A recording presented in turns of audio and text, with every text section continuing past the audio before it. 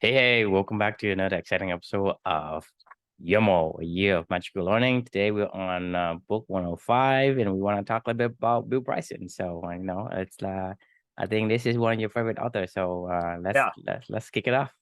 Yeah, I think Bill Bryson is my favorite author. I think I think it's Taleb and Mm-hmm. Bill Bryson are like 1A and 1B. They're such different writers. One Right. of them is more Bill Bryson-y. Like have you ever read a Bill Bryson book? Yeah, of Yeah. course.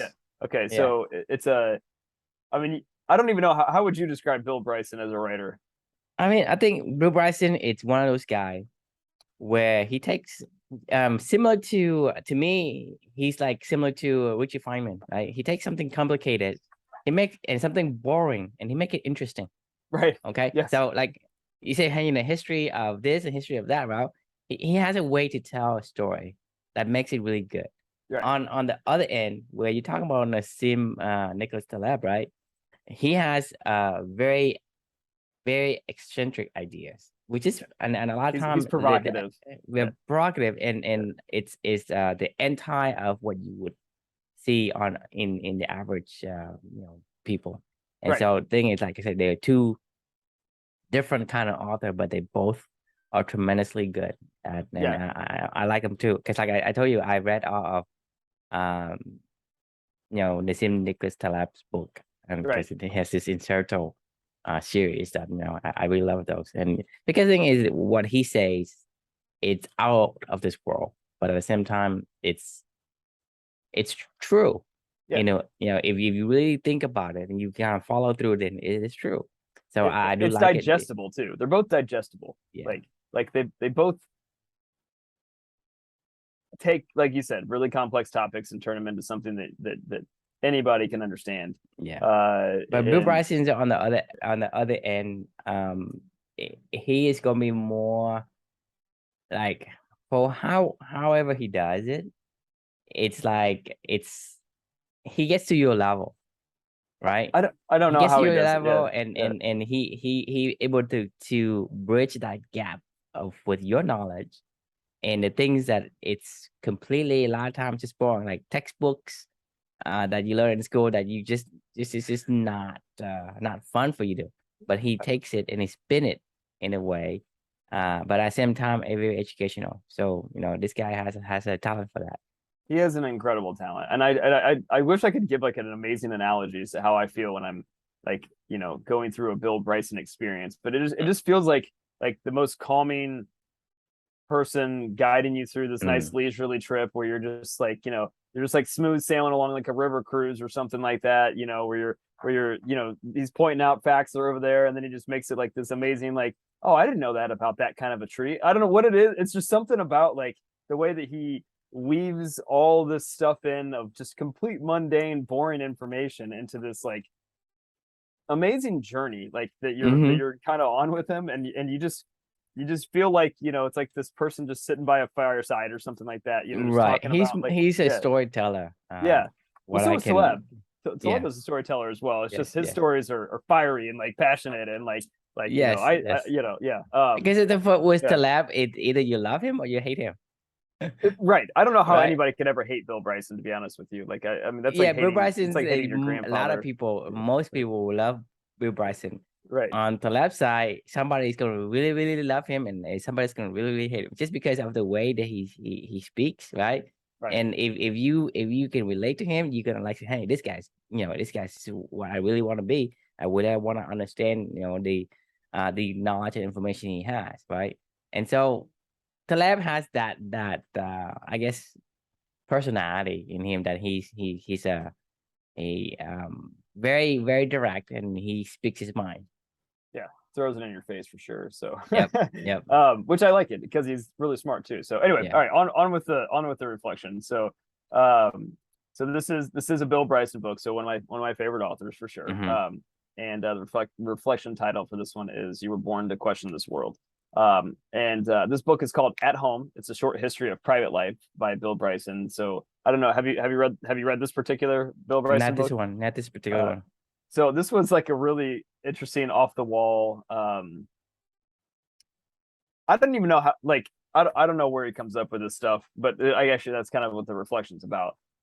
So this particular book's about Bill has a home in England, and um, uh, he just was looking around one day and was like, why is this room why this room is, why is the fireplace where the fireplace is, then in typical Bill Bryson fashion, basically takes you through each room in his house and goes through the history of, like where the dining room came from and why did we call, the boardroom, right? Like it's above board because there used to be a table, the big table that was in the big dining hall was called a board, and Right. like it'd be what's going on above board, i.e. the Yes. table, and then it's a boardroom, and like anyway, it's fun stuff like that where you're like, I had no idea, like, why is the fireplace where it is, in a house? Why is the kitchen where it is? Why, anyway, it was a really interesting journey. And I like the thing with any Bill Bryson book that I've always, what I love and what I hate about it is he goes through so much stuff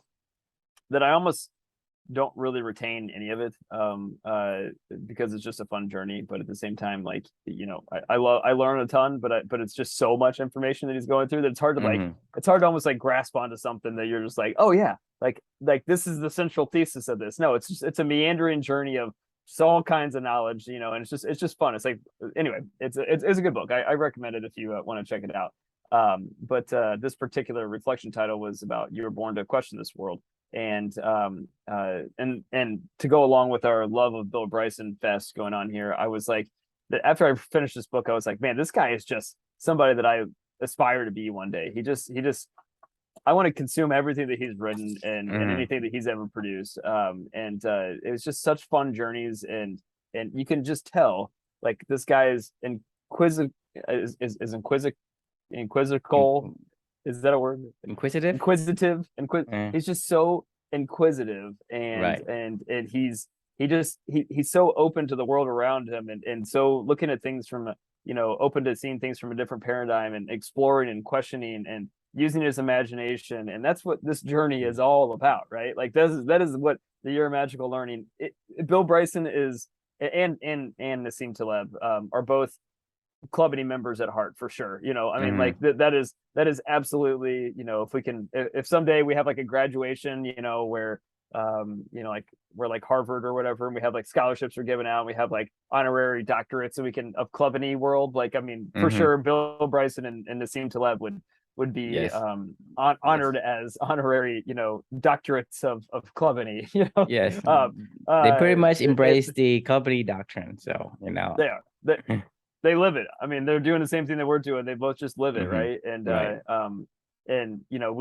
We talked about, like, for this journey, that's what this is all about. And I talked about in this reflection, we talked about the idea of living with, less certainty and more inquiry, if you remember back from the book The Biggest Bluff. And we talked about the idea of we were born to question, and children ask 200 to 300 questions each day from a more beautiful question, right? Right. Actually, we haven't done that book yet, but we'll get to it. We learned about our superpowers are our imaginations that we learned in Sapiens, right? We talked about how humans are the composers of the world, and things that we learned in the Entangled Life. So it goes on and on and on, and these are all the things that personify the Clubany ideal and what we're trying to do here, going forward.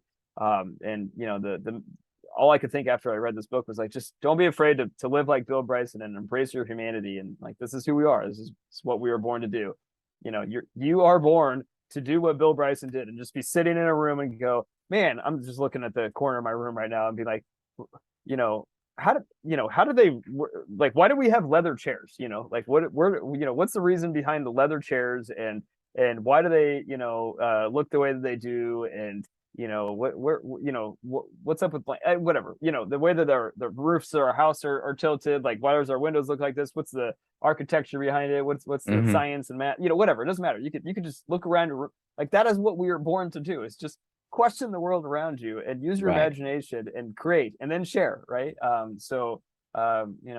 I finished this one off with you were born to find your own beautiful question, and to never stop searching for those answers. And I feel like Bill Bryson just personifies that. So the question that we can leave for everybody at the end of this conversation, that what you and I can kind of unpack here is what's something that you can see right now that you don't understand, that you want to learn more about. So I'd love to love to pause there, get your thoughts, and go from there.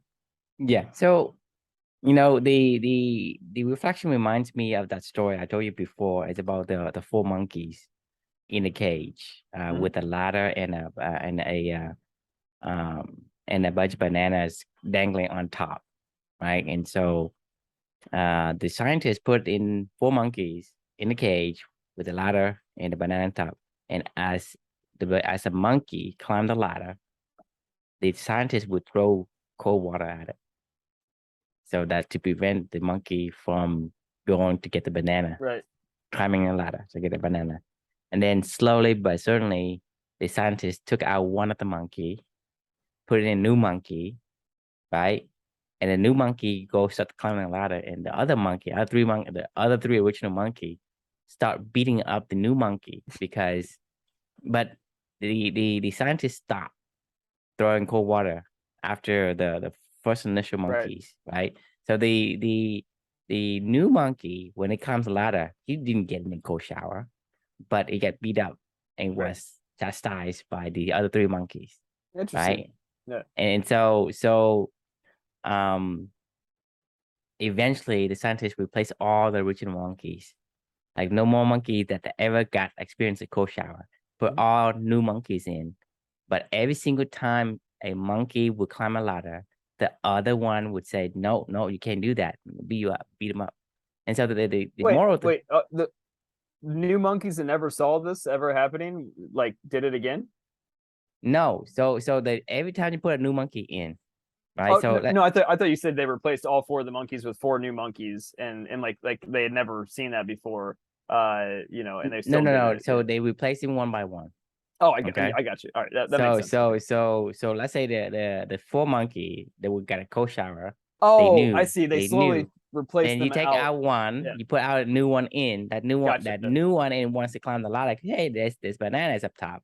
The other three monkey will beat him up.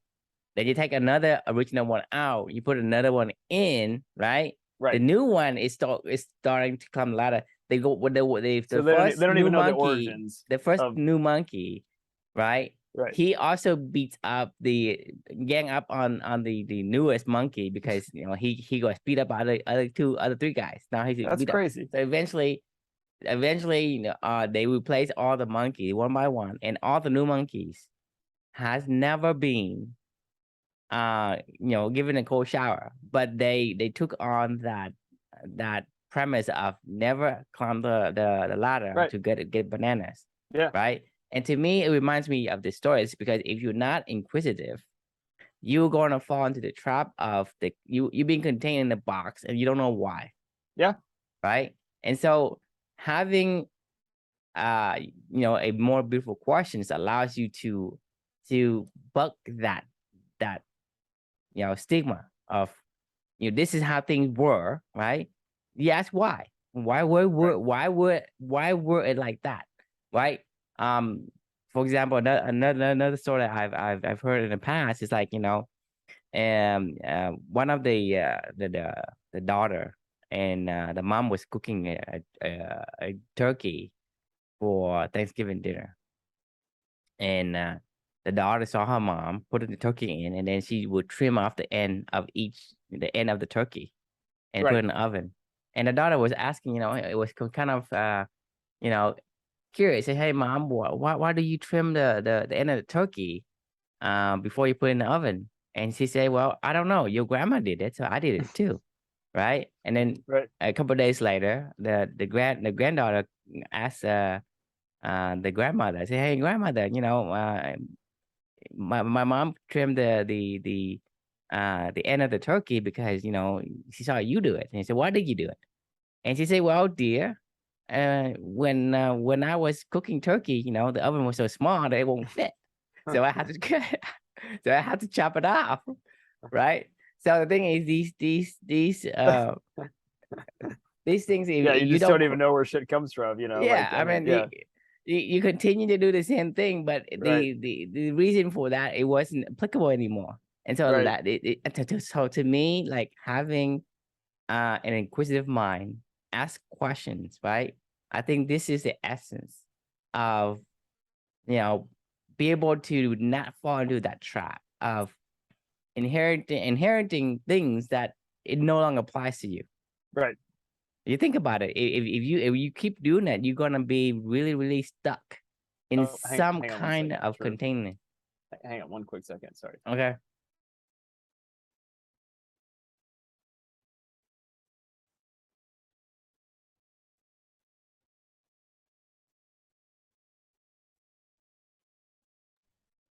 Sorry about that. We the house cleaner was here and she was wanting to vacuum up here, and I was like, yeah, don't worry about it. It's fine. I can vacuum up here. Right. I'm a big boy. Anyway, all right, back to it. Sorry to break Yeah. the train So of thought there. my point is that never stop searching for answers, even if you think there is already an answer, because the answer could be different. Right. Think about it, right? Yeah, Because yeah. let's say you build a pitch roof, right? Why do you build a pitch roof? I have no idea. Well, I mean, for the Right? rain, probably. I mean, probably to make the rain fall certain ways and It's for the not stick snow. on there. It's actually for the snow. That's for the snow. Yes. Yes. Snow. Snow. Because the snow, like depending I mean, on the weather, right? The snow would have a lot of weight on your roof. It will collapse your roof. So depending on where you are at, you have a steeper roof in places where it has a lot of snow. makes sense. But you think about it, yeah. So you think about it, the weather changes. So sometimes you don't need steep roof anymore. So that's what I'm saying is that you always have to search for answers, even though the answers has been answered for you before, but it may have changed, right? Right. And so that's some of the reason why you never ever take, I guess, for granted what you were given or what you were told. You have to want to ask your own questions and figure out the answer for yourself.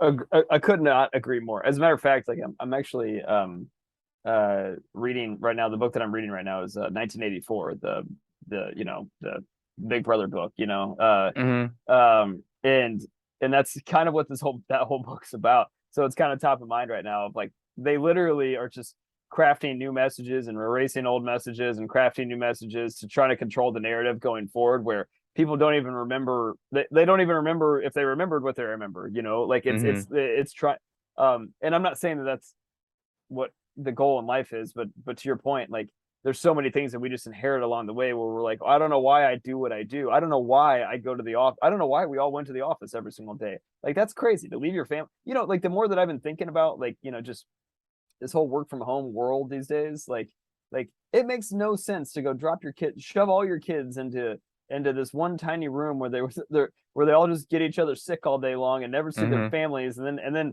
like, I mean, as a parent, like that sounds awful to like have to I mean, you think leave your about it, kid you in the only see morning your kids like for an hour or two. Like you get them up, maybe some people see them right? for like a half an hour. I mean, like they get home at 6:30 and the kid goes to bed at 7:30 because they got to get up the next morning at 6:30 to go take them to the daycare so they can, like, I mean, like that isn't that nothing around. Like, why the hell do we do that? Like, I mean, and I get it that we all needed to go somewhere to work and we could divide and conquer and specialize and whatever, but at the same time, I don't get it. It's like, like what the hell?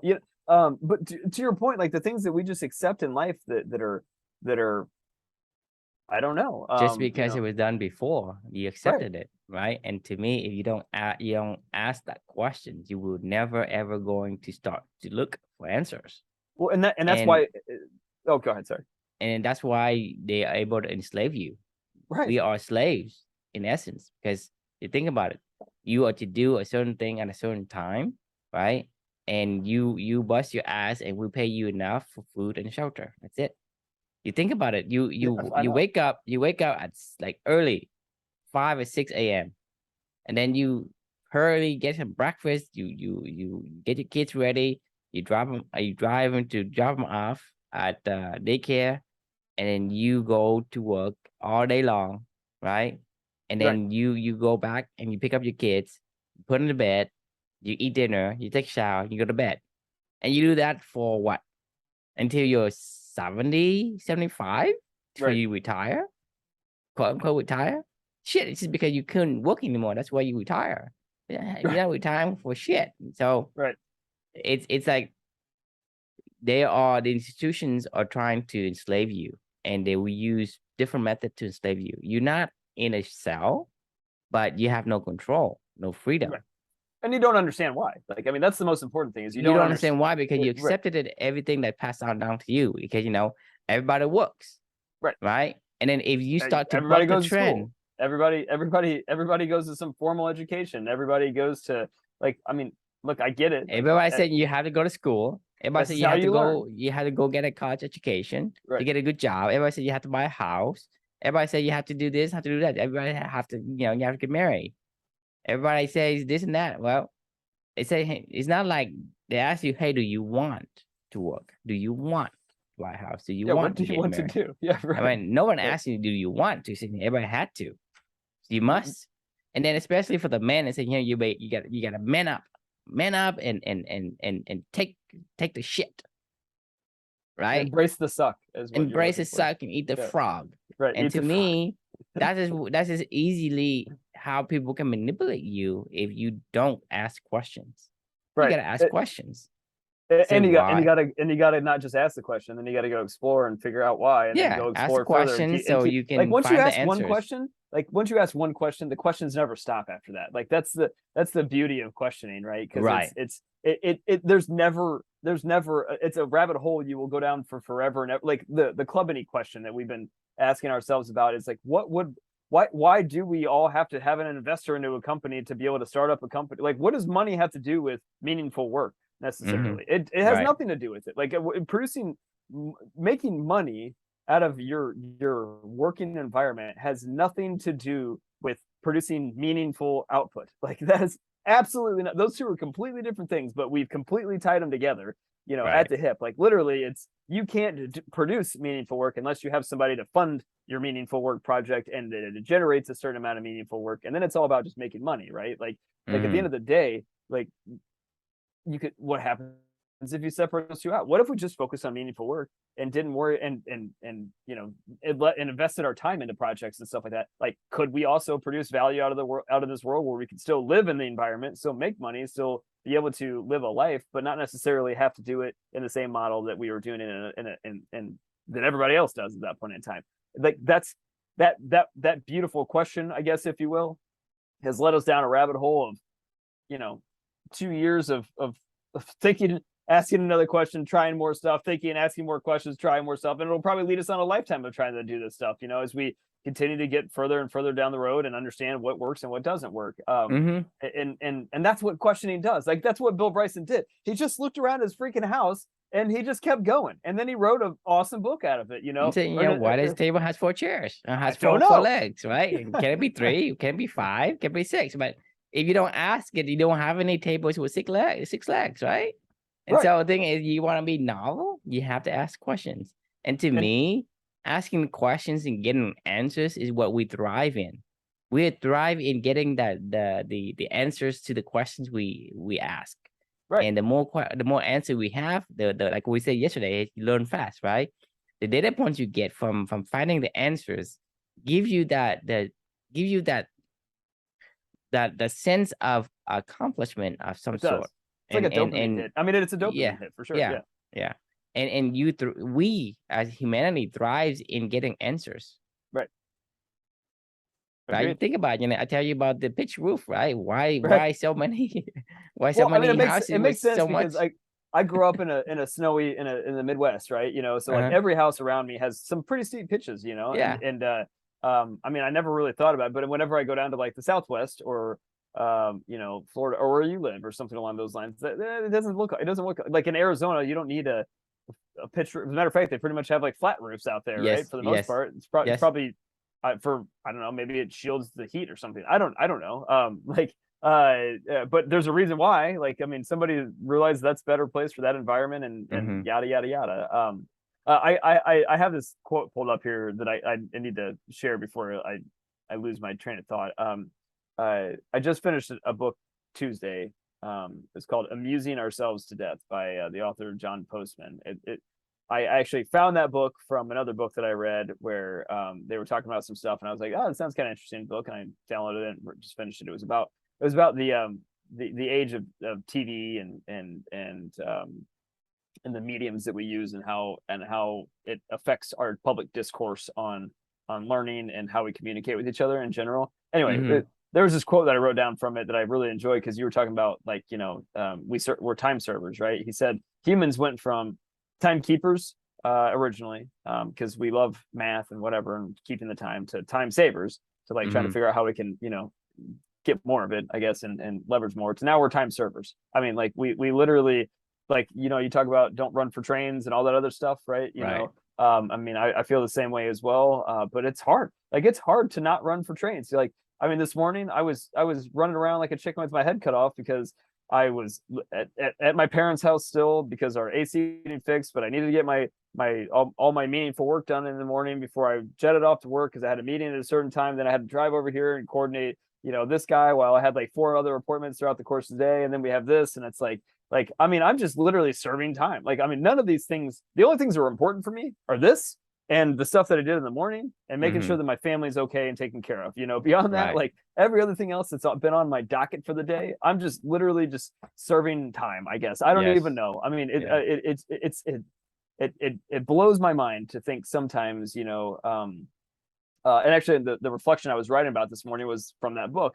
And it made me start to think about, like, how do I serve how am I serving time a lot of times with these different mediums of today, of like Facebook and TikTok and yada yada yada. And while I do a pretty good job these days, I mean, I would say that I would say that you and I are probably in the top 97th percentile of all the world of humans that are focused on meaningful work and their purpose and living their values, and all that stuff that we talk about. But there's still big gaps in my day where I am serving, Yahoo News or ESPN.com or Purdue rivals websites or whatever they may be, or the Kardashian article on, whatever. I don't know why I always click on Kardashian articles. I don't understand it, and they get to me every time. I don't give a shit about. I haven't watched that show in 10 years. I can't remember the last time I actually watched the Keeping Up with the Kardashians, and I still click on the damn, Kim's doing this, and I'm like, oh, what's Kim doing? And I don't even know why. Like I'm thinking about all that time that I'm wasting on this stuff, like not asking those questions that Bill is asking around his house, or not writing, or like, I mean, it pains me, because I've made a promise to my daughter to be, to live for tune as much as I can possibly do. And don't get me wrong, I try, but I also know that I can get way better at this stuff. And Bill Bryson is the kind of guy that I want to be someday, where I know for, that I know, this guy is living his purpose. He is asking the questions. He is being a human. He is doing the things that we are supposed to do. And Nassim Taleb is doing the things that we're supposed to do. And that's what I want to do more of for the rest of my life. And I want to get this other shit out of it, and that's, by the way, that's my monthly challenge for next month. I officially decided this morning that I'm going to try to only limit myself to 10 minutes of media a day. Just completely, if it's outside of, like, work activities or meaningful work, fasting. I'm going on a media fast. Yes. Exactly. And we'll see. For you. We'll see what happens. So that's next month's challenge. Yeah. Okay. Yeah. I think that'd be good. That'd be great. Yeah. Sorry, I kind of went on a little bit of a tangent there. It's all right. But it all comes full circle to be more like Bill Bryson. Yes. I mean, question, like, use your creativity, use your imagination. It's so much more fun than staring at your phone and scrolling through the next TikTok video. Like, yes. It's just be curious and ask questions, because don't take things for granted just because it's been done before doesn't mean it should continue to be done. Because if you don't, then you're always going to inherit the debt of your past. Yeah. Of your parents' past and your grandparents and humanity's past. You should write that one down.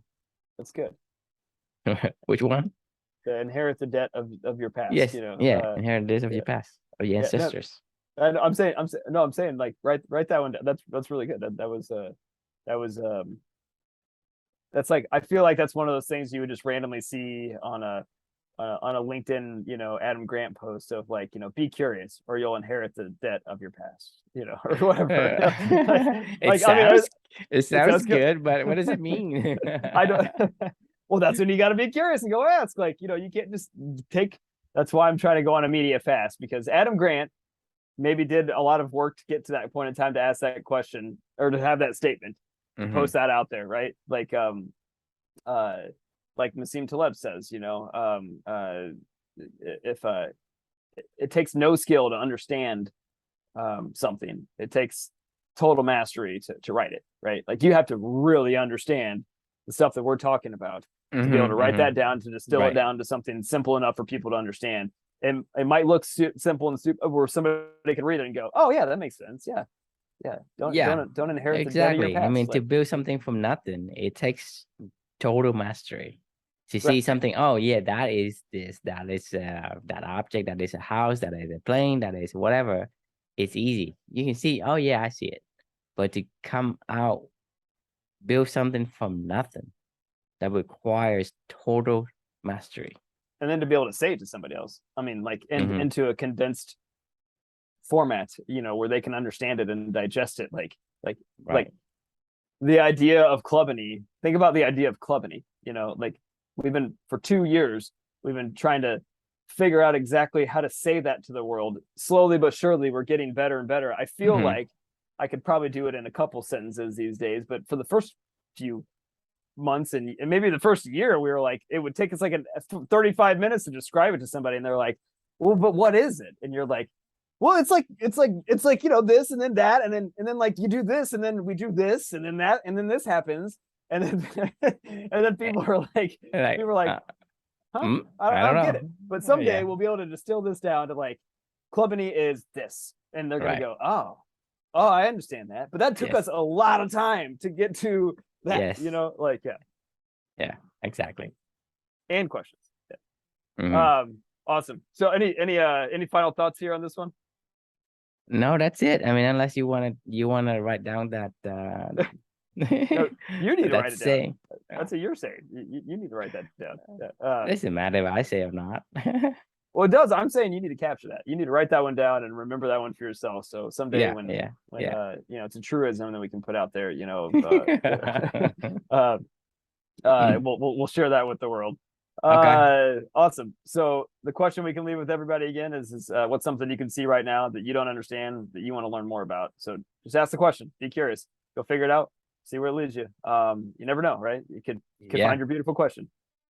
Exactly. All right. Well, we'll see you next time for book 106. Good night.